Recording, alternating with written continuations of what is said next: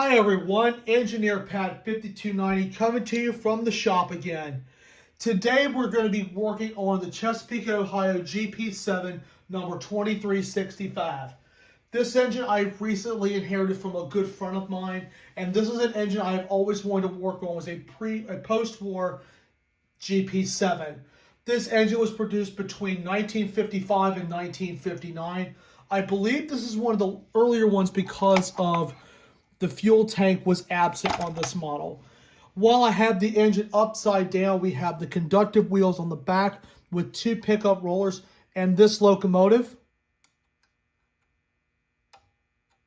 has magnet traction with the powered setup here at the front with the motor.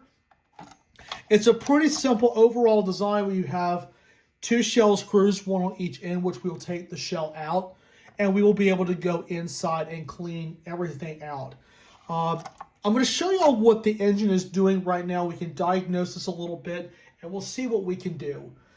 This engine is beautiful. I have always wanted one of these. I almost found one of these not too long ago, but I happened to inherit this from a good friend of mine. I've always liked the Chesapeake and Ohio scheme, but I've also loved the GP7 as well. So I'm going to put it on the track and show you all what it's doing, and after that we will start tearing this thing apart. All right, everyone, I'm going to put some power to the engine, and I'm going to show you all what it's doing now.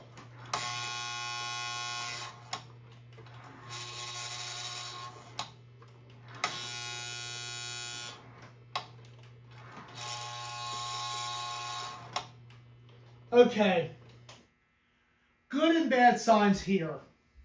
First off, what that buzzing sound you hear is called the E unit, which is the reverser. And you can hear that thing go click.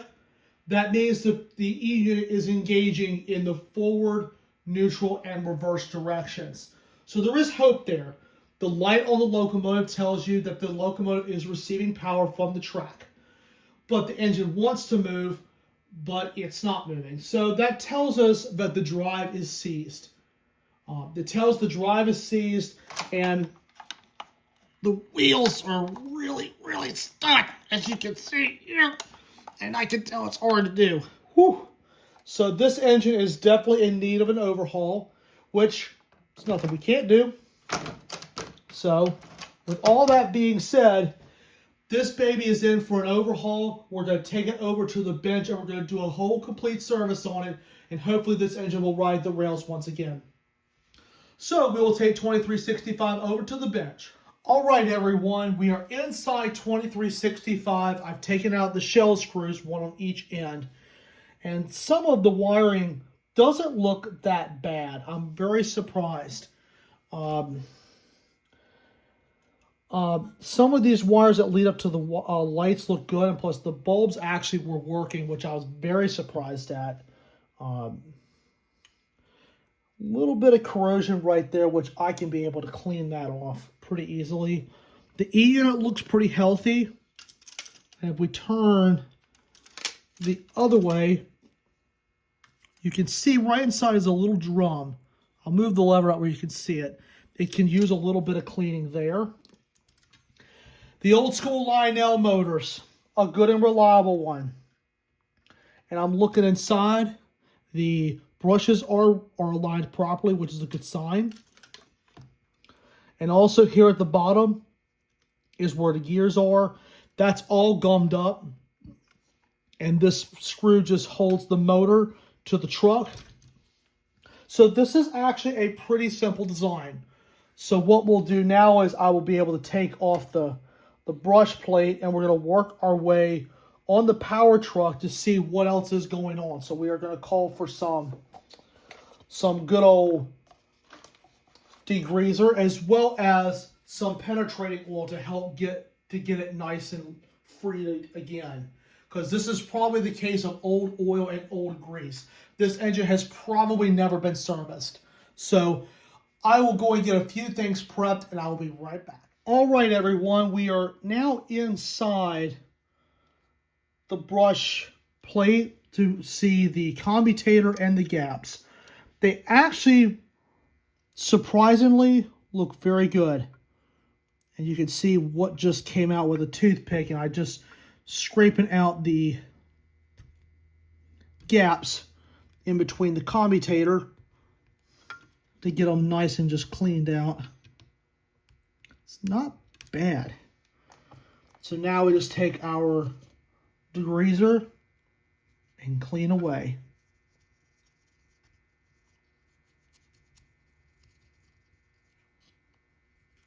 It really doesn't need that much cleaning, which I have definitely seen worse.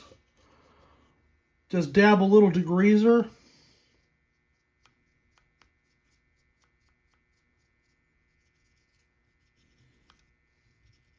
Get her clean.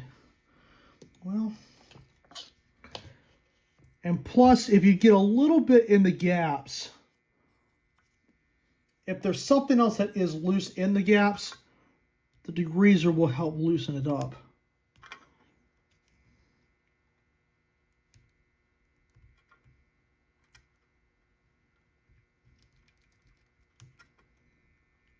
Got a little bit more out of that gap too.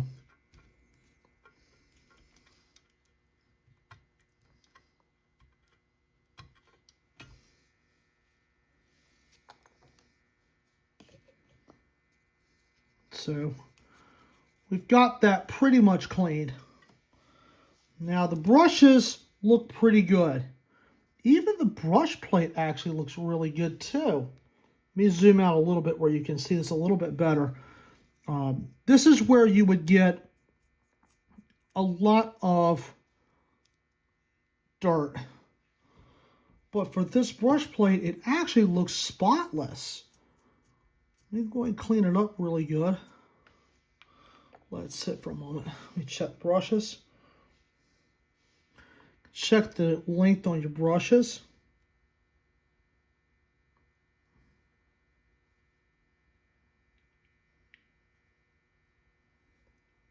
Check this real quick. Brushes don't look that bad. So this will be good to be put back into place. I will wipe off the brushes. Now we're going to look on the inside. The coils do look dirty. Zoom out real quick. Take a little Q-tip with some degreaser and just dig in there.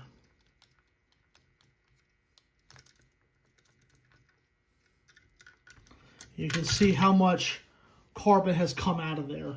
And see, this is on the electrical coils, and the coils need to be as clean as possible.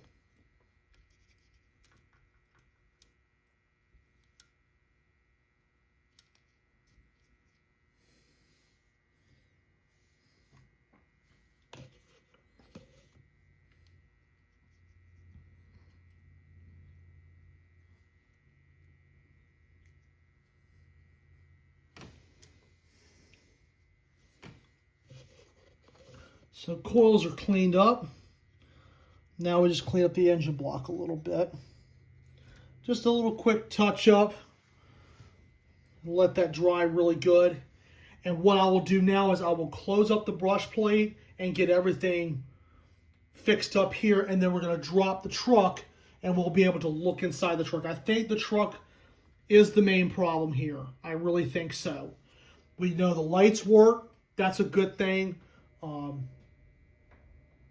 We will go from there in just a couple of minutes. So anyway, I will go ahead and get this all cleaned up and I will be right back. All right, everybody, we are back inside the truck and there's a lot of things going on here.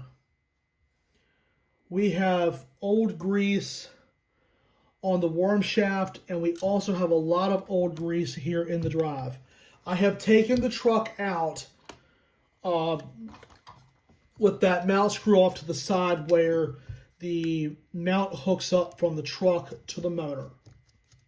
This other screw drops the truck assembly and it gives us a better look on what we have going on. As you can see, this is really hard to turn. This is actually better than it has been. So a lot of this is just old oil, old grease, all clogged up in this. You can look on the side of this gear. I'm going to get a sample of this really quick. Look at that old grease on that tip there. That grease has been on there for a long time. This has all been pressed on like it was with the Santa Fe F3 that I've worked on. So a lot of this is going to be cleaned out with some degreaser and also with some penetrating oil as well. So a lot of old grease is going to be coming out of this thing. It's very fortunate it is still tacky, thank you. It's not dried in there, but it is really, really nasty. So what we're going to do now is we're going to get everything all cleaned up and get a bunch of this old grease out. We're just going to take a small Q-tip.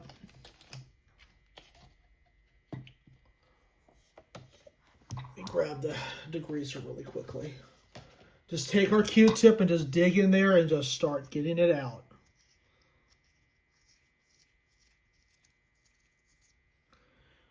Oh, yeah, look how nasty that grease is. Oh. This is probably the grease that this engine received the day it left the factory. Just trying to dig in there and get a bunch of that out of there. This is going to be a pretty intense overhaul for this locomotive. I can already feel it. And for the other gears, oh yeah, look at some of that grease. That's old grease that has hardened over time. So it's always important to lubricate, grease, and clean the interior parts of your locomotives, because you just never know how much of a difference it will make once you get it under control. And see, a lot of that grease just came right off.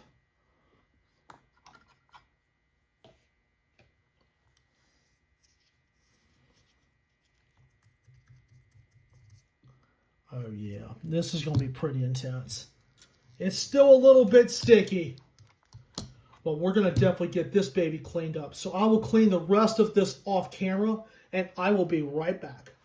All right, after a little further examination off camera, the center gear that connects the entire drive slips out with these two plastic guides, like the 2383 has.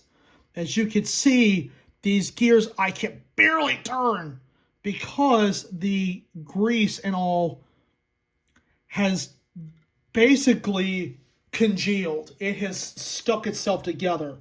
And you can see on the inside of this groove where that gear and the guides sit is nothing but just old grease. This is a case of just getting the old grease out. Taking the degreaser and just taking the Q-tip, you can slightly just turn it, allowing the chemical to do the work. It'll pick up that old grease right out of it. Oh, yeah. You see that? That's old grease that's out of your drive. That's what clogs everything up. And you just turn the Q-tip 360 degrees and get the valley where those two gears sit, get it nice and clean, and just dig that old grease out just like this. And as always, use both sides of the Q-tip.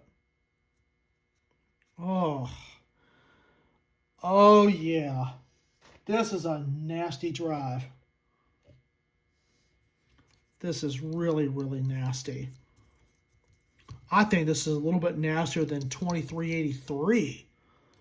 Holy smokes.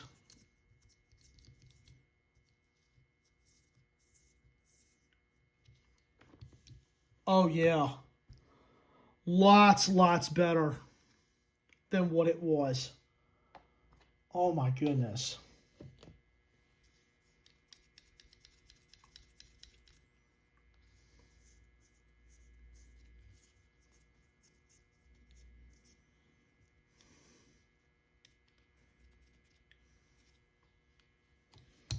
Okay.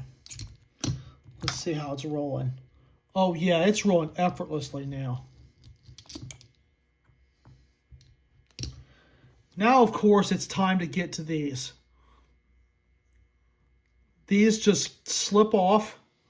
remember to put these back in the right order. You might not be able to slide these apart. They might be pressed on. So one of the things you can do, clean out the gears, get all of the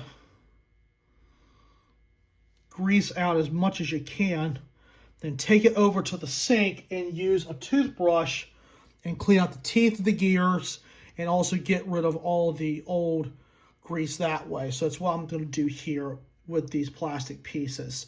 So I will be doing that off camera and we'll be able to reinstall everything and lube everything up. So I will be right back after a few minutes. All right, everyone, the truck has been overhauled and now we're going to be looking at the worm shaft that you see here, which the worm shaft connects to the worm gear, which is that center brass gear that allows the motor to turn. As you can see, there's a lot of old grease. Oh yeah, that's not what you want in your drive. So what we're going to be doing here is we're going to go in and pick out the old grease from that valve, from that worm where that worm shaft is, and clean this up. This is going to be taking some time, and we're going to put some fresh grease in here as well. And plus, the gears have also been oiled, and I would like to show you what's been done. I've cleaned the wheels, and I've also lubricated the gears with just some penetrating oil, and you can see here it rolls effortlessly now because one of these guides was actually seized up with old grease, and I couldn't get it after cleaning it with a toothbrush and some soap, so I just took some penetrating oil and just got it freed again where the gears will actually be able to move again. So that's always a big plus there. I'm going to go in here and clean this out really good. That's going to take some more time. Add some grease to this thing. It'll be ready to go to the next side. So I will be right back. All right, everyone. 2356 is ready to take the rails, and I'm ready to put some power to him. I've done a little bit of testing with him off camera to kind of get the mechanical parts moving around, and this thing actually takes off. I've tuned up the E-unit just a little bit by just cleaning it, and this thing made a really big difference with just getting the old oil and grease out. Let's go ahead and give her a spin.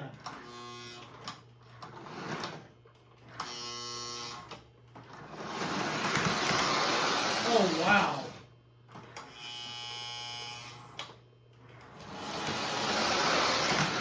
Smooth for an old Lionel. Oh, yeah.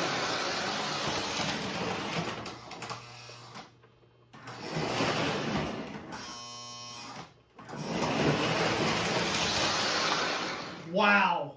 That thing actually runs really, really well for a post-war Jeep 7.